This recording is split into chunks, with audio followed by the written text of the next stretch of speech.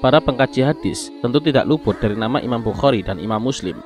Keduanya merupakan penyusun kitab Sahih Bukhari dan Sahih Muslim yang sering dirujuk oleh para pemerhati ilmu hadis, karena hadis-hadis yang dimuat oleh beliau berdua dalam kitabnya dipandang sebagai sumber yang sangat mumpuni.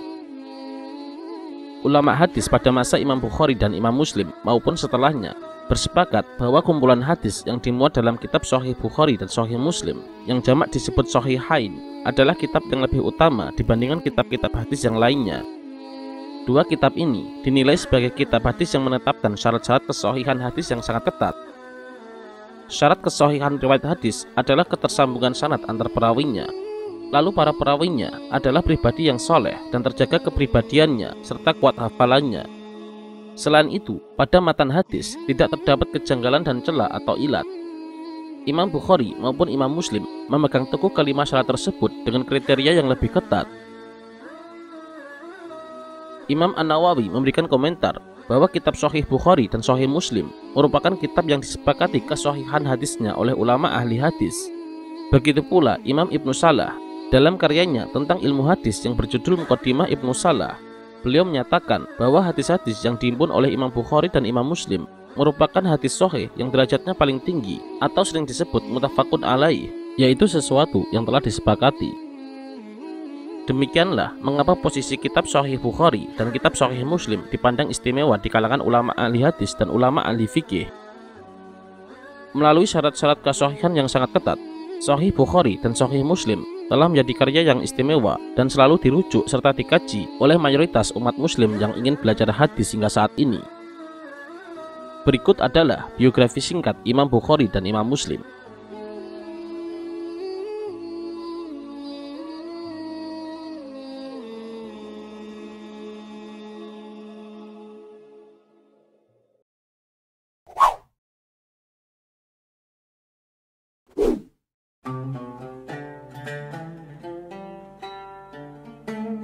Pada tanggal 13 Syawal tahun 1904 Hijriah atau 21 Juli tahun 810 Masehi, sejarah mencatat dalam tinta emas dalam peradaban Islam telah lahir seorang bayi laki-laki selepas sholat Jum'ah yang oleh ayahnya diberi nama Muhammad.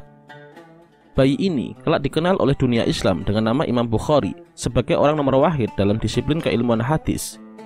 Beliau lahir di kota Bukhara yang terletak di sebelah tengah negara Uzbekistan. Nama lengkap Imam Bukhari adalah Abu Abdillah Muhammad bin Ismail bin Ibrahim bin Al-Mughirah bin Bardisbah Al-Ju'fi Al-Bukhari. Imam Bukhari dibesarkan di keluarga ulama yang sangat menjunjung ilmu dan adab. Demikian pula suasana ibadah dan ketakwaan keluarganya.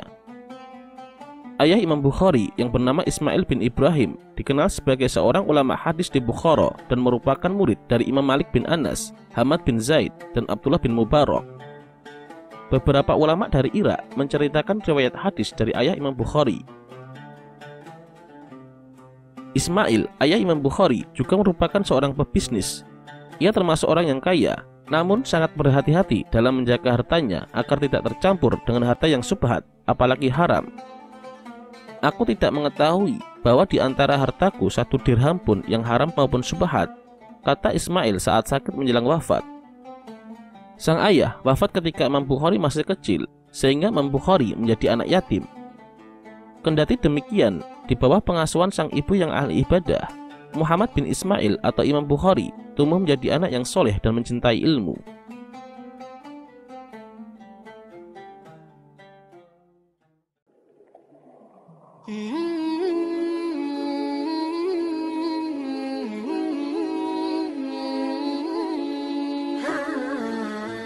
Masa-masa kecil Imam Bukhari dilalui dengan rasa pilu. Ketika beliau dan sekeluarga ditimpa cobaan oleh Allah berupa meninggalnya sang ayah, Imam Bukhari kecil kehilangan penglihatannya sehingga menyebabkan beliau buta. Dalam menghadapi situasi tersebut, sang ibu tidak pernah mengenal kata menyerah dalam bermunajat kepada Allah agar penglihatan sang putra dikembalikan. Sehingga pada suatu malam, sang ibu bermimpi bertemu dengan Nabi Ibrahim. Dalam mimpi tersebut, Nabi Ibrahim berkata, "Wahai ibu, sesungguhnya Allah telah mengembalikan penglihatan putramu karena tabahnya engkau serta munajatmu yang tidak putus kepada Allah." Setelah mendengar ikhwal mimpi tersebut, sang ibu pun segera terjaga dari tidur dan mendapati sang putra telah dikembalikan penglihatannya. Imam Bukhari terlahir dari seorang ulama yang sangat alim dalam ilmu hadis. Maka tak ayal setelah sang ayah wafat, Imam Bukhari mewarisi kecintaan ilmu hadis sepeninggal ayahnya. Kejeniusan Imam Bukhari telah terlihat sejak belia. Ia telah hafal Al-Quran pada usia 10 tahun dan banyak menghafal hadis tanpa mencatat. Di usia belia, sewaktu beliau masih belajar di Kutab hingga Asyar, Imam Bukhari tidak langsung pulang. Saat teman-temannya pulang untuk bermain, ia meneruskan membaca dan belajar. Semangatnya menuntut ilmu sungguh luar biasa, dan lebih luar biasa lagi kecerdasan yang Allah anugerahkan kepadanya. Dalam sekejap, Imam Bukhari bisa menghafal apa yang dibacanya. Pada usia 11 tahun, Imam Bukhari sudah menghafal banyak hadis beserta sanadnya, sehingga dengan mudah ia bisa mengoreksi ketika ada kesalahan hadis yang ia dengar. Suatu hari ada yang membacakan hadis Sufyan dari Abu Az-Zubair dari Ibrahim.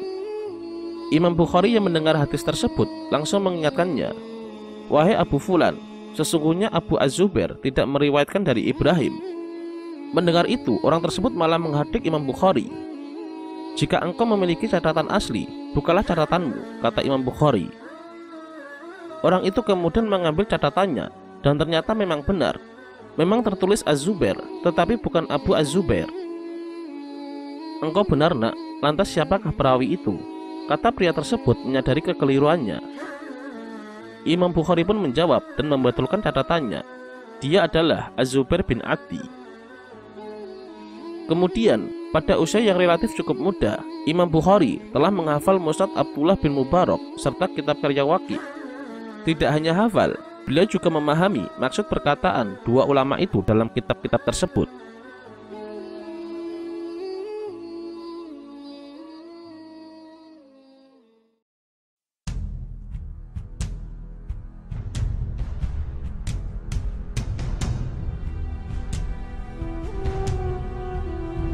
Menginjak usia 16 tahun, Imam Bukhari melaksanakan ibadah haji bersama sang ibunda dan saudaranya. Setelah selesai menunaikan ibadah haji, ibu dan saudaranya kembali ke kampung halaman. Sedangkan Imam Bukhari memutuskan untuk menetap di Makkah untuk mempelajari ilmu hadis kepada ulama-ulama tersohor di Makkah. Antara lain guru-guru beliau adalah Al-Imam Abu Al-Walid Ahmad bin Al-Ashraqi, Abdullah bin Zaid, Ismail bin Salim As-So'ik, Abu Bakar bin Abdullah bin Zubair, dan Al-Alamah Al-Humaidi. Pada tahun 212 Hijriah, ketika usia beliau memasuki umur 18 tahun, setelah merasa cukup mempelajari ilmu di Makkah, Imam Bukhari melanjutkan rihlahnya ke kota Madinah. Di kota Nabi tersebut, Imam Bukhari berguru kepada beberapa ulama, terutama ulama tabi'ut tabi'in yang masih hidup. Di antara guru-guru beliau di Madinah adalah Ibrahim Al-Mundhir, Muttarif bin Abdullah, Ibrahim bin Hamzah, dan Abu Thabit Muhammad bin Ubaidillah. Selama di Madinah, Imam Bukhari tidak hanya belajar, tetapi beliau juga menyelesaikan dua kitab karya tulisnya, yaitu kitab Qadaya Asy-Syahabah wa Tabi'in dan kitab At-Tarikh Al-Kabir. Kedua kitab tersebut ditulis oleh Imam Bukhari di Raudhah, yakni makam Rasulullah. Dan saat menulis kitab tersebut, umur beliau baru genap 18 tahun. Setelah dirasa cukup di Madinah dan ketika berusia 19 tahun, Imam Bukhari melanjutkan rihlahnya menuju kota Basrah. Di Basrah, Imam Bukhari berguru kepada Abu Asim Al-Nabil, Syafwan bin Isa, Badr bin Sabit Al-Mahbar, Harami bin Imarah, Affan bin Muslim, Muhammad bin Sinan, dan beberapa ulama lainnya yang setara dengan mereka dan satu tabaqah atau tingkatan dengan mereka. Rihlah berikutnya adalah ke Kufah. Di antara guru-guru Imam Bukhari yang termasyhur di kota Kufah adalah Abdullah bin Musa, Abu Nu'aim bin Ya'qub, Ismail bin Aban, Hasan bin Arabi, Khalid bin Al-Mujallid, dan Sa'id bin Hafiz. Kemudian, ketika memasuki usia 20 tahun, Imam Bukhari rihlah ke Baghdad. Pada waktu itu, Baghdad merupakan pusat pemerintahan dinasti Abbasiyah, sehingga banyak ulama berdiam di kota tersebut. Salah satu guru Imam Bukhari di Baghdad adalah Imam Ahmad bin Hambal. Namun, karena kondisi keamanan yang mulai tidak stabil karena fitnah-fitnah dari golongan Mu'tazilah, Imam Ahmad menyarankan Imam Bukhari untuk segera keluar dari Baghdad. Syam adalah kota yang dituju oleh Imam Bukhari dalam melanjutkan rihlahnya. Di kota ini, Imam Bukhari banyak menimba ilmu hadis kepada para syekh dan imam. Di antaranya adalah Yusuf Al-Faryabi, Abu Ishaq bin Ibrahim, Adam bin Ilyas, Abul Yaman Al-Hakam bin Nafi', dan Hayawah bin Suraih. Setelah Syam menjadi kota singgah studi rihlahnya, lantas Imam Bukhari melanjutkan perjalanannya ke Mesir. Di sana, beliau berguru kepada ulama terkemuka Utsman bin As-Sa'id, Sa'id bin Abi Maryam, Abdullah bin Soleh, dan Ahmad bin Su'aib. Dalam perjalanannya mencari ilmu, selain daerah-daerah yang telah disebutkan, Imam Bukhari juga pernah berkelana ke daerah Jazirah Arab, Khurasan, dan daerah-daerah sekitarnya seperti Maroko, Balkh, dan Harah dalam mengumpulkan hadis. Dari rihlah atau pengembaraannya yang sangat panjang ini, Imam Bukhari memiliki guru yang sangat banyak. Beliau pernah berkata, "Aku menulis hadis dari 1080 guru dan mempelajari lebih dari 600.000 hadis. Mereka semua adalah para ulama ahli hadis yang telah menghafal hadis."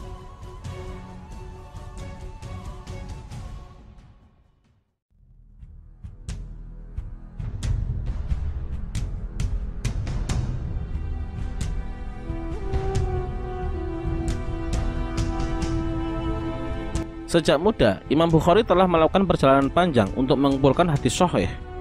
Mujahadahnya demi mendapatkan hadis sangat luar biasa. Bahkan, beliau pernah menempuh perjalanan hingga sebulan demi mendapatkan sebuah hadis sahih. Beliau berguru kepada 1080 ulama, mulai tabi'ut tabi'in hingga para ulama yang seusia dengannya. Dari mereka semua, Imam Bukhari telah menghafal ratusan ribu hadis. Syekh Ahmad Farid menuliskan, Imam Bukhari telah menghafal 200.000 hadis. 100.000 diantaranya adalah hadis sahih.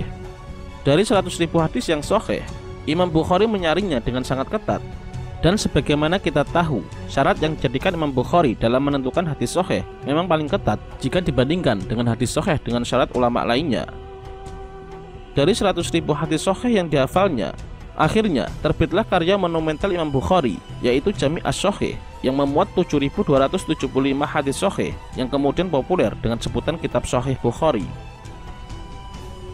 Kitab Sahih Bukhari sudah diuji dan diatur dalam berbagai bab-bab sehingga mampu menjadi dasar atau sistem jurisprudensi yang lengkap. Kitab Al-Jami' As-Sahih sangat dihormati kalangan Muslim Sunni dan dianggap sebagai salah satu kitab dengan koleksi hadis yang paling otentik selain dari Imam Malik dan Sahih Muslim, karya Imam Muslim yang notabene merupakan muridnya. Sebagian besar ulama Sunni menganggap kitab Al-Jami' As-Sahih sebagai yang kedua setelah Al-Quran dalam hal keaslian. Keilmuan dan kecerdasan Imam Bukhari telah diakui oleh para ulama sejak usianya masih muda. Ketika masuk ke suatu kota, bukan hanya kaum muslimin secara umum yang menyambutnya, bahkan terkadang para ulama ingin mengujinya. Misalnya, saat Imam Al-Bukhari datang ke Baghdad, para ulama ahli hadis berkumpul. Mereka hendak menguji keilmuan Imam Bukhari dengan mengacak 100 hadis. Hadis yang sudah diacak urutannya itu lalu dipercayakan kepada 10 ulama. Masing-masing akan membawakan 10 hadis. Ketika Imam Bukhari tiba, mereka mengundangnya ke dalam forum yang dihadiri oleh banyak ulama. Kemudian, salah satu ulama tampil membaca 10 hadis acak, lalu menanyakan kepada Imam Bukhari. Kemudian Imam Bukhari menjawab, "Saya tidak tahu." Berikutnya, ulama kedua membacakan 10 hadis secara acak, lalu menanyakannya. Imam Bukhari kembali menjawab, "Saya tidak tahu." Demikian seterusnya hingga 10 ulama itu selesai. Banyak ulama yang sempat meremehkan Imam Bukhari karena hanya menjawab "saya tidak tahu." Namun, anggapan mereka segera sirna saat Imam Bukhari sesaat kemudian membacakan seluruh hadis itu dengan membetulkan susunannya, sehingga semua menjadi hadis yang benar. Yang lebih menakjubkan adalah Imam Bukhari bisa mengingat 100 hadis itu tanpa mencatatnya, sehingga 10 ulama yang mengujinya takjub dengan keilmuan Imam Bukhari. Ulama lainnya yang hadir pada forum itu pun hanya geleng-geleng kepala melihat imam hadis yang sangat jenius di depan mereka. Kemudian, ketika memasuki sebuah kota dan Imam Bukhari menyampaikan ceramah, kaum muslimin pasti menyambutnya dengan penuh antusias. Jumlah jamaahnya bisa mencapai puluhan ribu orang. Bahkan ketika di Baghdad, pengajian Imam Bukhari dihadiri oleh 20.000 orang. Keilmuan Imam Bukhari juga terlihat dari betapa banyak muridnya yang menjadi ulama. Murid Imam Bukhari diperkirakan berjumlah 90.000 orang. Di antara murid-murid Imam Bukhari yang masyhur dan menjadi ulama besar adalah Imam Muslim, Imam Tirmidzi, Imam Nasai, Imam Ad-Darimi, Ibnu Khuzaimah, serta banyak ulama besar lainnya.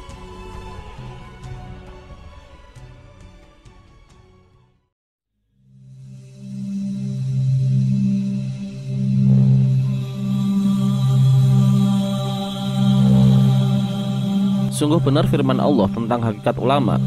Mereka bukan hanya yang ilmunya tinggi, tetapi ketinggian ilmunya semakin menambah rasa takut kepada Allah. Bukan hanya khauf, tetapi juga khasyah. Allah berfirman dalam Quran Surat Fatir ayat 28, Bismillahirrahmanirrahim, Innama yasyallahu min ibadihil ulama. Sesungguhnya yang takut kepada Allah di antara hamba-hambanya hanyalah ulama. Ibadah, zuhud dan wara Imam Bukhari sungguh patut kita teladani.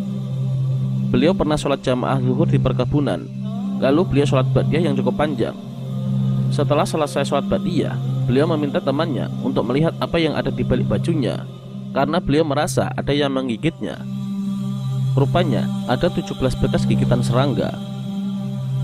Temannya bertanya, mengapa engkau tidak membatalkan sholatmu? Kan cuma sholat sunnah.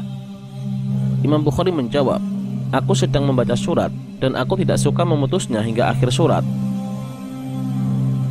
Ulama bergelar Syekhul Muhaddisin ini terbiasa sholat malam 13 rakaat, yaitu sholat tahajud dan sholat witir, sebagaimana hadis sahih yang beliau riwayatkan. Demikian pula, beliau mengamalkan hadis-hadis sahih lainnya menjadi bukti kegigihannya dalam mengikuti sunnah. Pada bulan Ramadan, setiap malam Imam Bukhari khatam Al-Quran dalam sholatnya. Di pagi hari, beliau membaca 10 juz, siangnya 10 juz, dan sebelum berbuka puasa 10 juz. Sehingga dalam bulan Ramadan, beliau khatam 60 kali.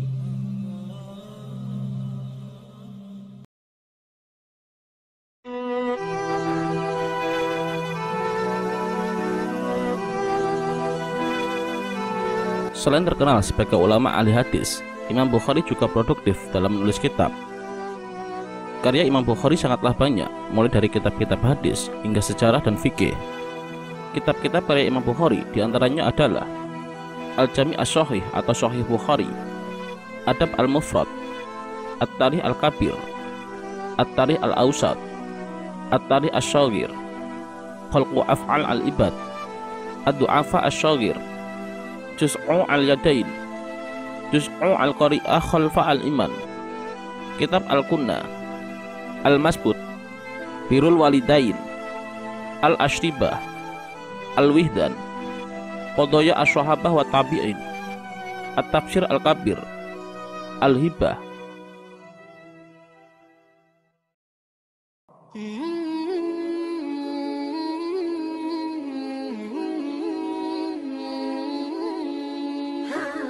Di penghujung usianya, Imam Bukhari mendapatkan ujian yang kemudian ia lalui dengan penuh kesabaran.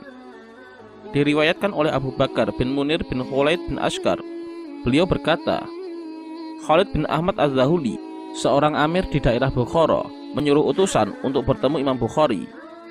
Utusan tersebut menyampaikan pesan sang amir yang berisi agar Imam Bukhari bersedia membawa kitab Al-Jami' At-Tarikh dan kitab-kitab yang lainnya agar membacakannya untuk sang amir dan mengajar anak-anaknya secara khusus. Menyikapi perintah tersebut, Imam Bukhari menolak. Beliau berprinsip, ilmu itu mulia dan tidak boleh terhina meskipun di depan penguasa. Ilmu harus didatangi, bukan mendatangi. Apalagi jika mengorbankan kaum muslimin sehingga mereka tercegah tidak bisa mendapatkan ilmu karena hanya mengajar anak-anak penguasa.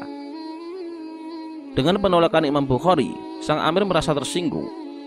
Kemudian dia menggunakan Haris bin Abi Al-Waraqah untuk memfitnah Imam Bukhari, sehingga sang imam terpaksa keluar meninggalkan kampung halamannya. Belum genap sebulan sang imam meninggalkan kampung halamannya, Allah menunjukkan murkanya kepada orang-orang yang memusuhi Imam Bukhari. Khalid bin Ahmad sendiri tertimpa musibah berupa lengser dari jabatannya dan terhina masuk penjara. Sedangkan Haris bin Al-Waraqah mendapatkan bencana yang tidak terkira. Setelah meninggalkan kampung halamannya, Imam Bukhari menuju sebuah perkampungan di daerah Samarkand yang bernama Bahkratang. Di Di tempat tersebut terdapat beberapa kerabat Imam Bukhari yang berdomisili, sehingga sang imam tinggal bersama mereka. Namun tidak lama kemudian beliau jatuh sakit dan akhirnya wafat. Imam Bukhari meninggal pada malam Sabtu saat malam Idul Fitri di waktu sholat Isya. Kemudian jasadnya dikuburkan hari itu juga setelah sholat duhur. Beliau wafat pada tahun 256 Hijriah dalam usia 62 tahun. Abdul Wahid bin Ahmad atau Warwisi berkata, "Dalam tidur aku melihat Rasulullah berdiri menunggu seseorang bersama rombongannya. Kemudian aku berkata, 'Ya Rasul, apa yang membuat Anda menunggu di sini?' Beliau menjawab, 'Aku sedang menunggu Muhammad bin Ismail al-Bukhari.' Selang beberapa hari, aku mendapatkan kabar bahwa Imam Bukhari meninggal dunia. Kemudian aku perhatikan mimpiku.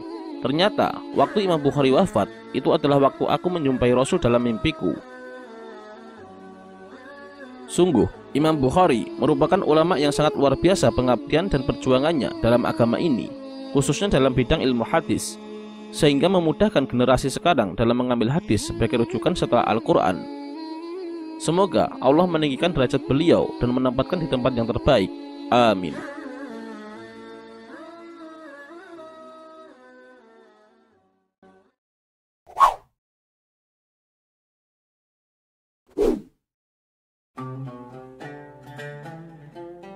Imam Muslim mempunyai nama lengkap Abu Hasan Muslim bin Hajjaj bin Muslim bin Warad bin Kauzaz Al-Qushairi An-Naisaburi.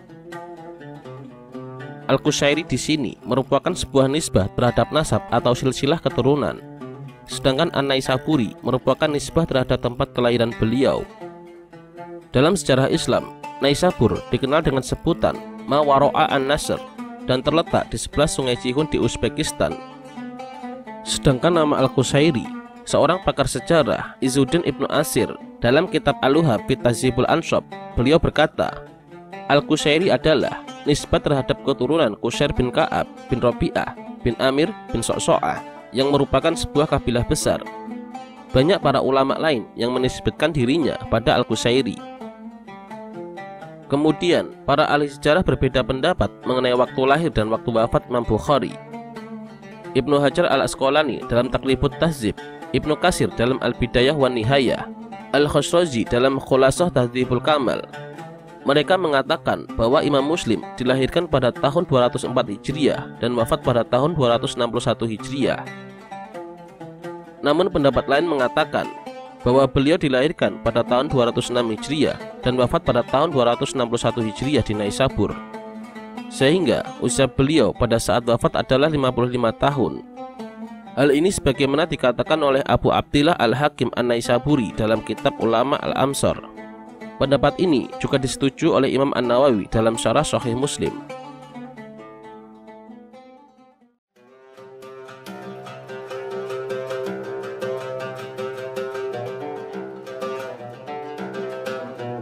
Naisabur pernah menjadi pusat pemerintahan dan perdagangan tidak kurang 150 tahun pada masa dinasti Samanid.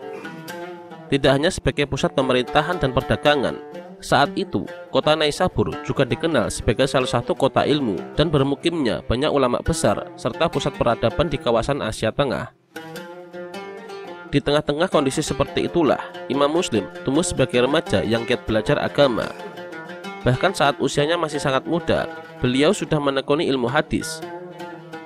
Kecenderungan Imam Muslim kepada ilmu hadis tergolong luar biasa. Keunggulannya dari sisi kecerdasan dan ketajaman hafalannya, beliau manfaatkan dengan sebaik mungkin. Di saat usia 10 tahun, Imam Muslim kecil sering datang berguru kepada Imam Ad-Dakhili, yaitu salah seorang ulama ahli hadis di kotanya. Setahun kemudian, Imam Muslim mulai menghafal hadis dan pernah mengkoreksi kekeliruan gurunya ketika salah dalam periwayatan hadis.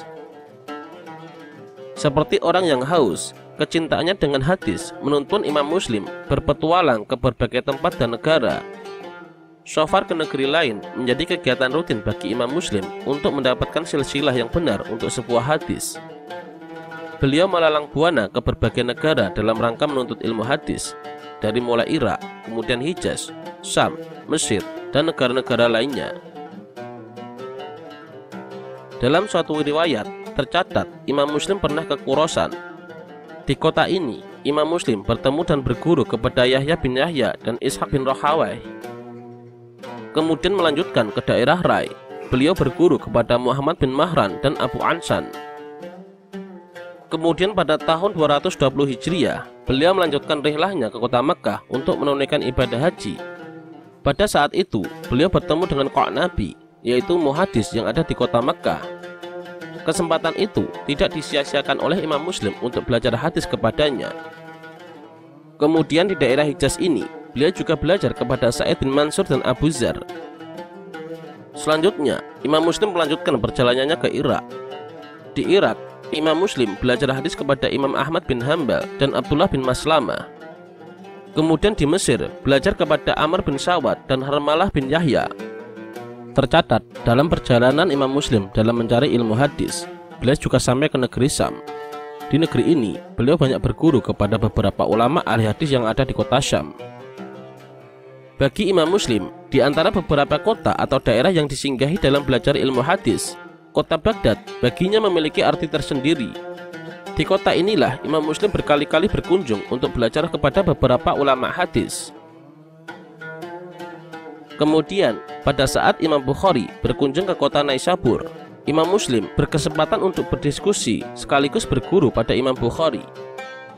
Hubungan beliau berdua pun dijelaskan oleh Al-Hafidh Ibnu Hajar Al-Asqalani dalam Syarah Nukhbatul Fikr. Beliau berkata, para ulama bersepakat bahwa Imam Al-Bukhari lebih utama dari Imam Muslim, dan Al-Bukhari lebih dikenal kemampuannya dalam pembelaan hadis, karena Imam Muslim adalah murid dan hasil didikan Al-Bukhari. Muslim banyak mengambil ilmu dari Al-Bukhari dan mengikuti jejaknya. Kemudian Ad-Durqutni berkata, seandainya tidak ada Al-Bukhari, niscaya tidak ada Muslim. Dalam kitab Tahdhibut Tahdhib diceritakan bahwa Imam Muslim paling banyak mendapatkan ilmu tentang hadis dari 10 orang guru, yaitu Abu Bakar bin Abi Syaibah. Beliau belajar 1541 hadis. Abu Khaisamah Zubair bin Harrah belajar 1281 hadis. Muhammad ibnu Al-Musanna belajar 772 hadis. Qutaibah bin Sa'id belajar 668 hadis. Muhammad bin Abdillah belajar 573 hadis. Abu Quraib Muhammad ibnu Al-I'la belajar 556 hadis. Muhammad bin Bashar Al-Muqallab belajar 460 hadis. Muhammad bin Rafi An-Naisaburi belajar 362 hadis. Muhammad bin Hatim Al-Muqallab belajar 300 hadis. Ali bin Hajar As-Sa'di belajar 188 hadis. 9 dari 10 guru beliau tersebut juga merupakan guru Imam Al-Bukhari dalam mengambil hadis, yaitu selain Muhammad bin Hatim Al-Muqallab. Karena banyak guru dari Imam Muslim yang juga merupakan guru dari Imam Bukhari, maka hal inilah yang menjadi salah satu sebab Imam Muslim tidak meriwayatkan hadis dari Imam Bukhari.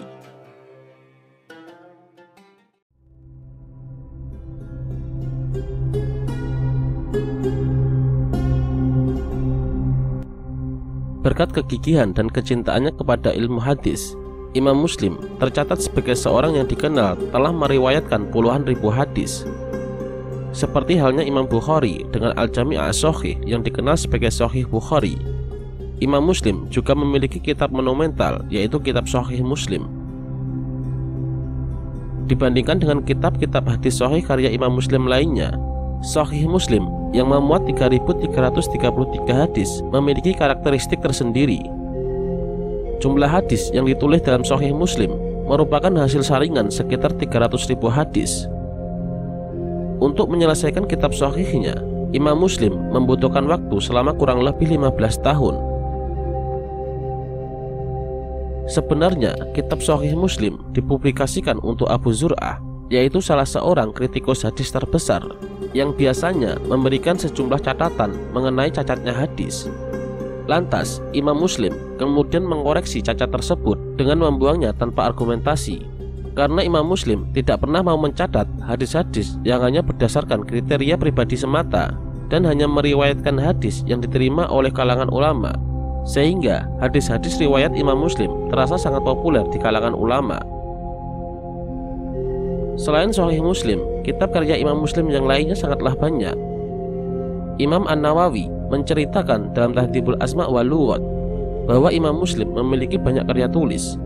Di antaranya adalah Kitab Al-Musnad Al-Kabir ala Asma' Ar-Rijal, Kitab Jami' Al-Kabir ala Al-Abwab, Kitab Al-Iqlal, Kitab Awhamul Muhaddisin, Kitab At-Tamyiz, Kitab Man Laisa Lahu Illa Rawin Wahidin, Kitab Tabaqat At-Tabi'in, Kitab Al-Muhadaramain.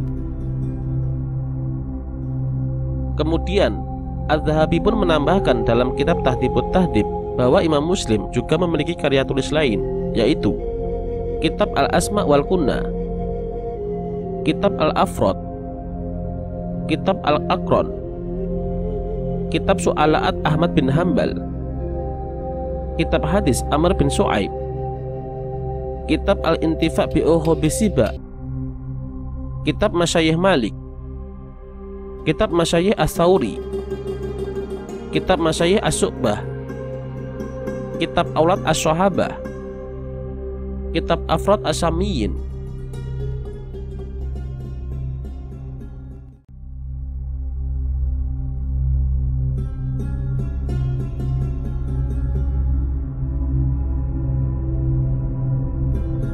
Secara fisik, Imam Muslim memiliki postur tubuh yang tinggi dan berwajah tampan. Pakaiannya bagus dan rapi. Seringkali ujung surbannya terurai di antara kedua pundaknya. Tidak mengherankan jika pakaiannya bagus, sebab Imam Muslim adalah seorang pedagang kain yang sukses. Meski demikian, beliau dikenal sebagai dermawan yang banyak menggunakan kekayaannya untuk sedekah dan membantu orang-orang yang membutuhkan. Kemudian, beliau juga memiliki kebun di daerah Ustu yang menjadi sumber penghasilan keduanya. Selain itu, Imam Muslim juga dikenal sebagai seorang yang sangat ramah. Keramahan yang dimilikinya tidak jauh berbeda dengan sang guru, Imam Bukhari.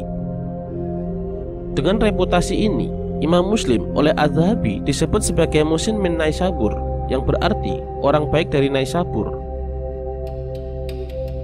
Beliau juga dikenal sebagai seorang yang jujur dan penuh kemuliaan. Kami tidak akan pernah sepi dari kebaikan selama Allah masih memberikan kesempatan kepadamu berada di tengah-tengah kaum muslimin, kata Abu Amr Ahmad bin Al-Mubarak. Maslamah bin Qasim menegaskan, Muslim adalah siqat, agung derajatnya, dan merupakan salah seorang pemuka atau imam. Senada dengan Maslamah bin Qasim, Imam An-Nawawi juga memberikan sanjungan. Para ulama sepakat atas kebesarannya, keimanan, ketinggian martabat, kecerdasan, dan kepeloporannya dalam dunia hadis.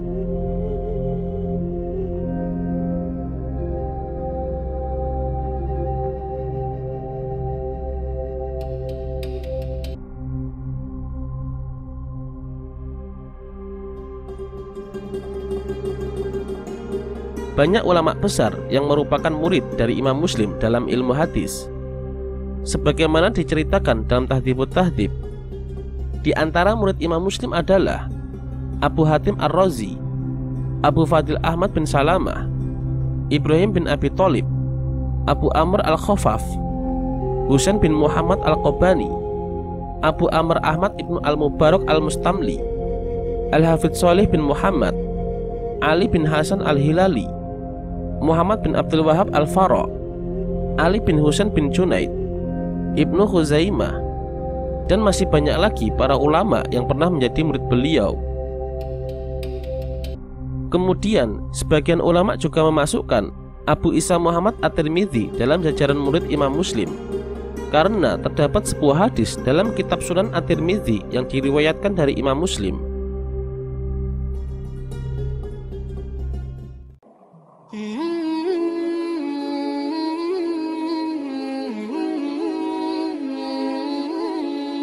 Terdapat kisah tentang sebab wafatnya Imam Muslim, sebagaimana disebutkan Al-Khatib dalam tarikhnya.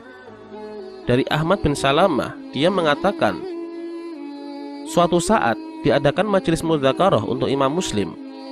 Lalu disebutkan kepadanya hadis yang tidak dikenalnya. Maka beliau pulang ke rumahnya dan menyalakan lampu, seraya berkata kepada orang-orang di rumah agar tidak ada orang yang masuk untuk mengganggunya. Kemudian Imam Muslim diberi sekeranjang kurma untuk dimakan selama pencarian hadis tersebut. Beliau pun mulai mencari hadis dan sambil memakan kurma tersebut satu persatu. Hingga pagi barulah ditemukan hadis tersebut. Karena kelelahan, Imam Muslim pun jatuh sakit dan kemudian beliau wafat. Setelah mengarungi kehidupan yang penuh berkah, Imam Muslim wafat pada hari Ahad pada sore hari, dan beliau pun dimakamkan di kampung Nasr Abad, daerah Naisabur, tepatnya pada hari Senin bulan Rajab tahun 261 Hijriah dalam usia 55 tahun. Semoga Allah senantiasa merahmati beliau. Beliau tiada, tetapi ilmunya abadi sepanjang masa. Namanya begitu harum mewangi hingga hari ini. Sungguh, ini merupakan buah dari perjuangan besar dan mulia. Semoga Allah menerima amal beliau yang mulia dan membalasnya dengan yang lebih baik pada hari di mana tidak ada pertolongan kecuali pertolongan Allah. Amin.